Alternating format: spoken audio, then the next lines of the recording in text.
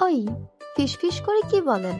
না কিছু না, ভাবতেছিলাম ইউটিউব না দেখে একটা মেয়ে পটানোর বই কিনে নিব। তাই করেন। তারপর ক্লাস করে কলেজ ছুটির পর বাসায় চলে আসলাম। বাসায় এসে ফ্রেশ হয়ে খাওয়া দাওয়া করে কম্পিউটারটা সামনে নিয়ে বসলাম। এখন কিছুদিনের জন্য হ্যাকিং বন্ধ রাখতে হবে। পুলিশ যেভাবে হ্যাকারদের উপর খেপছে, তারপরে আবার টাকা চুরির সন্দেহ আমার উপর, তাই হ্যাকিং কার্য অবিরত রেখে বিপদ আর বাড়াতে চাই না। আমার প্রিয় রিয়েল ক্রিকেট 20 গেম এ ঢুকলাম। তারপর ভারতের সাথে একটা ওয়ানডে ম্যাচ খেললাম। সম্পূর্ণ একটা ওয়ানডে ম্যাচ শেষ করতে প্রায় রাত 12টা বেজে গেল। এর মধ্যে মা কয়েকবার ডেকে গেছে খাওয়া দাওয়া করার জন্য, কিন্তু এমন একটা ম্যাচ রেখে কি ওঠা যায় নাকি বলেন? যাই হোক, গেম খেলা শেষ করে খাওয়া দাওয়া করে এসে শুয়ে পড়লাম। আমার বন্ধুরা সবাই ফ্রি ফায়ার খেলে, কিন্তু আমার ফ্রি ফায়ার ভালো লাগে না। খেলার মধ্যে একমাত্র ক্রিকেট আমার প্রিয়, সেটা বাস্তব হোক বা গেমে হোক। কিছুদিন আগে একবার আমার প্রচন্ড জ্বর হয়েছিল, তো সারাদিন ঘরে শুয়েছিলাম। বিকেলের দিকে জ্বরটা একটু কমলো, আবার যদি জ্বর বেশি হয় তাই ওষুধ আনতে গেলাম।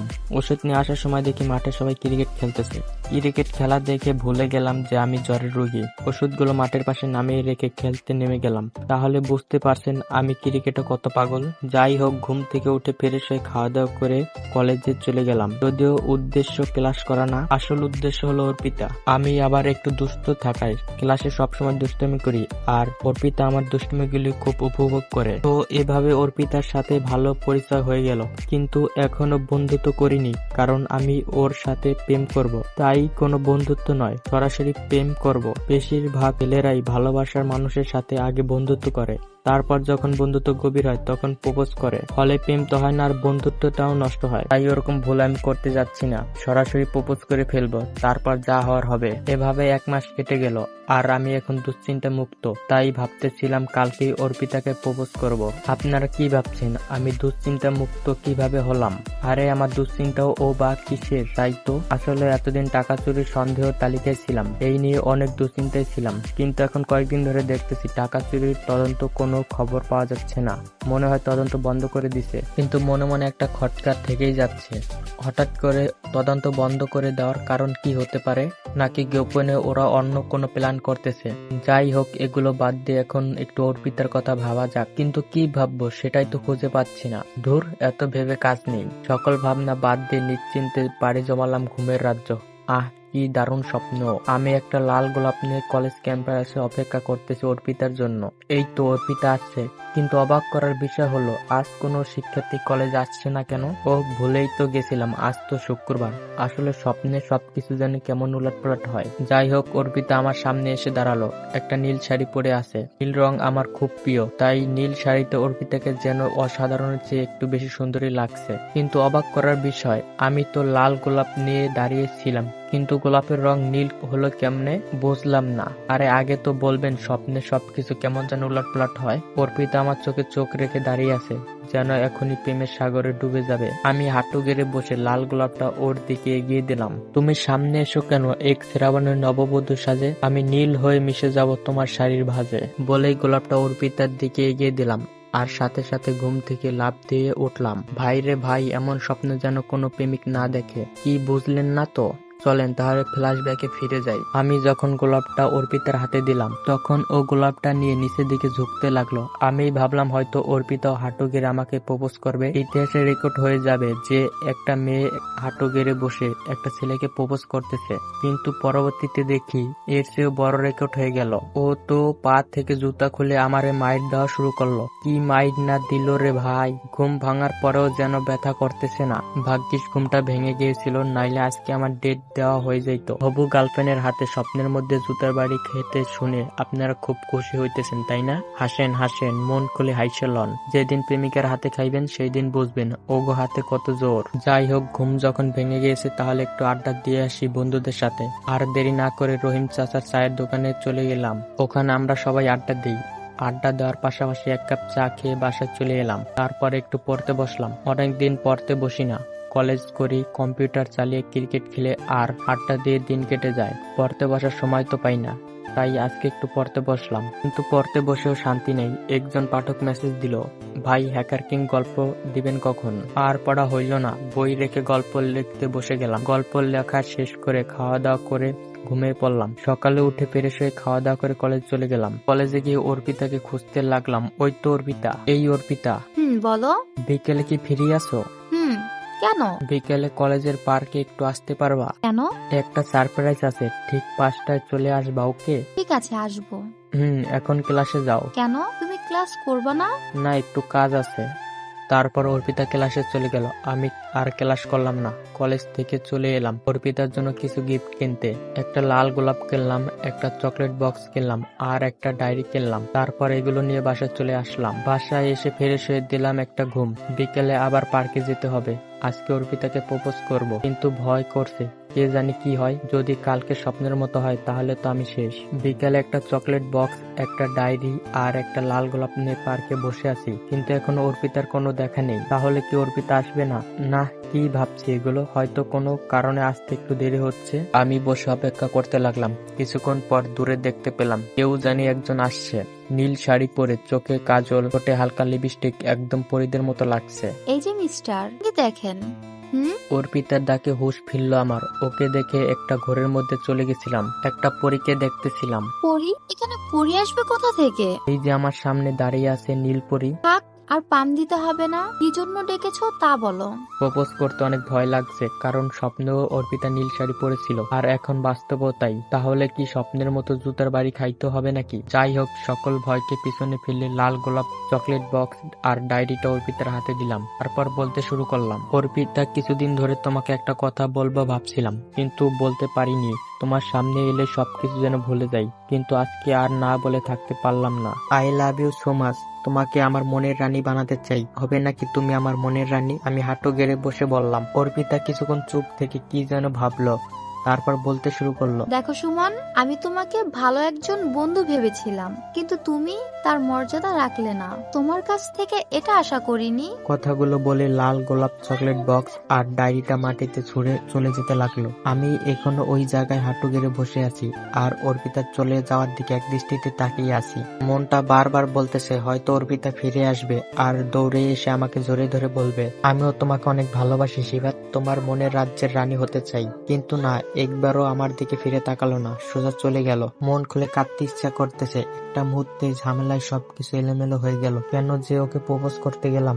অন্তত বন্ধুত্ব হয়ে তো থাকতে পারতাম। মাটি থেকে লাল গোলাপ, চকলেট বক্স আর ডায়েরিটা নিয়ে বাসায় চলে আসলাম। সোজা রুমে গিয়ে দরজা বন্ধ করে দিয়ে কাঁদতে লাগলাম। মা এসে ডাকতে লাগলো। আমি চোখের পানি মুছে স্বাভাবিক হয়ে দরজা খুলে দিলাম, যাতে মা কিছুই বুঝতে না পারে। রাতে খাওয়া দাওয়া করে ঘুমিয়ে পড়লাম। সকালে মায়ের ডাকে ঘুম ভাঙলো। কে রে, এখনো ঘুমিয়ে আছিস? কলেজ যাবি না? না মা, আজকে যাব না। কেন, কি হয়েছে? এমনি। ঠিক আছে, না গেলি। তাড়াতাড়ি ঘুম থেকে উঠে ফ্রেশ হয়ে নে। ঠিক আছে। তারপর ঘুম থেকে উঠে ফ্রেশ হয়ে খাওয়া দাওয়া করে কম্পিউটারটা নিয়ে বসলাম। এভাবে এক সপ্তাহ কেটে গেল। এই 7 দিন একদিনও কলেজ যাইনি। ভেবেছিলাম কলেজে না গেলে হয়তো অর্পিতা আমাকে মিস করবে আর অবশেষে ভালোবেসে ফেলবে, কিন্তু না, আসলে আমি ভুল ছিলাম। অর্পিতার মনে আমার জন্য একটু ভালোবাসা নেই। থাকলে অন্তত একটিবারও খোঁজ নিত কেন কলেজে যাচ্ছি না। দুপুরে কম্পিউটারটা নিয়ে গেম খেলতেছিলাম, এমন সময় মা রুমে আসলো। আচ্ছা, তো কি হয়েছে বলতো? কেন, আমি আবার কি করলাম? এতদিন কলেজ যাচ্ছিস না কেন? এমনিতেই। তুই আগে তো এরকম ছিলি না। আরে তখন তো নতুন নতুন কলেজে উঠছিলাম, তাই নিয়মিত যেতাম, কিন্তু এখন আর ভালো লাগে না। ঠিক আছে, কালকে একটু তোর মামা বাড়িতে বেড়াতে যাব, তোকে আমার সাথে যেতে হবে। ঠিক আছে, সকালে রেডি হয়ে থেকো, কিন্তু আমি থাকতে পারবো না, তোমাকে দিয়ে চলে আসবো। কেন, এতদিন পরে যাচ্ছিস, 2 দিন থাকবি না? মা, তুমি তো জানো বেড়াতে আমার বেশি ভালো লাগে না। তারপর মা চলে গেল আর আমি গেমের দিকে মনোযোগ দিলাম। সকালে ঘুম থেকে উঠে ফ্রেশ হয়ে মাকে মামা বাড়ি দিয়ে আসলাম। আমার বাড়িতে ফিরে আসতে আসতে রাত হয়ে গেল। তারপর ফ্রেশ হয়ে না খেয়ে ঘুমিয়ে পড়লাম। এত রাতে রান্না করতে আর ইচ্ছা করছে না। সকালে ঘুম থেকে উঠে ফ্রেশ হয়ে রান্না করলাম। তারপর খাওয়া দাওয়া করে রুমে বসে গেম খেলতে লাগলাম। একা একা বাড়িতে ভালো লাগছে না। আপনাদের তো বলাই হয়নি, বাড়িতে শুধু আমি আর আমার মা থাকি। বাবা দেশের বাইরে থাকে, আর বড় বোন একটা আছে, তার বিয়ে হয়ে গেছে। আর এখন মাও তো মামা বাড়িতে গেছে, তাই বাড়িতে আমি এখন একা একা কিছুই ভালো লাগছে না। গেম খেলতে অসহায় লাগছে, তাই কম্পিউটার অফ রেখে পাড়ি দিলাম ঘুমের রাজ্যে। হঠাৎ করে ঘুমটা ভেঙে গেল, কিন্তু চোখে এখনো ভরপুর ঘুম বাকি আছে, তাই ঘুমের কারণে চোখ মেলে তাকাতে পারছি না। কিন্তু চোখ খুলে তাকাতে বাধ্য হলাম, কারণ আমার ঘুম ভাঙছে বুকের উপর ভারী কিছুর অস্তিত্ব টের পেয়ে। কিন্তু চোখ খুলতে যেন আমার ভূত দেখার মতো অবস্থা হয়ে গেল। এটা কি হতে পারে? ঘুমে নাকি কোনো স্বপ্ন দেখছি না তো, নাকি আবার কোনো সত্যি কোনো ভূত দেখছি। কিন্তু দিনের বেলায় ভূত আসবে কোথা থেকে? নিজের হাতে একটা চিমটি কাটলাম, কিন্তু কোনো পরিবর্তন নেই। তার মানে ঠিকই দেখছি, কিন্তু এটা কিভাবে হলো? কি আপনারা কিছুই বুঝতেছেন না তো? আরে অর্পিতা আমার বুকের উপর শুয়ে আছে। আমার ভাবতেই অবাক লাগছে, সেদিন প্রপোজ করলাম আর অর্পিতা রেগে চলে গেল, আজকে নিজেই এসে আমার বুকের উপর শুয়ে আছে। যাই হোক, ওকে দেখতে কিন্তু অনেক সুন্দর লাগছে। ওর চুলগুলো এলোমেলো ভাবে আমার মুখের উপর জড়িয়ে আছে। আমি ওর চুলগুলো সরিয়ে দিতেই ওর ঘুম ভেঙে গেল, আর ঘুম ভাঙার সাথে সাথেই আমাকে জড়িয়ে ধরলো। আমি ওকে ছাড়ানোর চেষ্টা করলাম, কিন্তু ও আমাকে আর শক্ত করে জড়িয়ে ধরলো। আরে কি করছো, ছাড়ো। দেখছো না কি করছি? তুমি তো আমাকে ভালোবাসো না, তাহলে জড়িয়ে ধরছো কেন? তুমি মনে হয় আমাকে ভালোবাসো। মানে কি বলছো তুমি? আমি তোমাকে ভালোবাসি না মানে? ছাই ভালোবাসো। যদি ভালোই বাসতে তাহলে এভাবে না বলে নিরুদ্দেশ হয়ে যেতে না। আমি সেই দিন তোমাকে পরীক্ষা করার জন্য তোমাকে ফিরিয়ে দিয়েছিলাম, আর তাতেই তুমি নিখোঁজ হয়ে গেলে। এই তোমার ভালোবাসা? আসলেই তো অর্পিতা তো ঠিকই বলছে। ও একবার না করাতেই আমি কলেজ যাওয়া বন্ধ করে দিলাম। আসলে এটা আমি ঠিক করিনি। ওকে সরি। কান ধরো। ওকে, এই যে কান ধরলাম। এখন তো খুশি? অনেক খুশি। তারপর অর্পিতা আবার আমাকে জড়িয়ে ধরলো। ধরলো তো ধরলোই, আর ছাড়ার নাম গন্ধ নেই। এখন তো ছাড়ো। না, ছাড়বো না। এভাবে ধরে রাখবো সারা জীবন। আরে না ছাড়লে তো আমাকে না খেয়ে থাকতে হবে। মাও বাড়িতে নেই, তাই আমাকে রান্না করতে হবে। আর তুমি যদি এভাবে ধরে রাখো তাহলে রান্না করব কিভাবে? তুমি রান্না করতে পারো? মায়ের কাছ থেকে শিখেছি। ওকে, থাক, এখন আর তোমাকে রান্না করতে হবে না। তুমি শুয়ে থাকো, আমি রান্না করে আনছি। তারপর অর্পিতা রান্না করতে চলে গেল, আর আমি ফ্রেশ হয়ে এসে কম্পিউটারটা গেম খেলতে লাগলাম। কিছুক্ষণ পর অর্পিতা ডাকলো। এই, রান্না হয়ে গেছে, আসো দুজনে একসাথে খাবো। তারপর খাবার টেবিলে গেলাম, দেখলাম সবকিছু টেবিলে সাজিয়ে রাখছে অর্পিতা। আহ, কি কপাল, বিয়ের আগে বউয়ের হাতে রান্না খাচ্ছি। খাবার খেয়ে তো আমি অবাক হয়ে গেলাম। এত সুন্দর রান্না, আমি তো ভাবতেই পারছি না অর্পিতা এত সুন্দর রান্না করতে জানে। অর্পিতাকে ছেলের বউ হিসেবে পেয়ে আমার মা বাবা তো অনেক খুশি হয়ে যাবে। তারপর দুজন একসাথে খাওয়া দাওয়া করলাম। চলো এখন তোমাকে পৌঁছে দিয়ে আসি। কি, তুমি আমাকে তাড়িয়ে দিচ্ছ? আরে তাড়িয়ে দেবো কেন?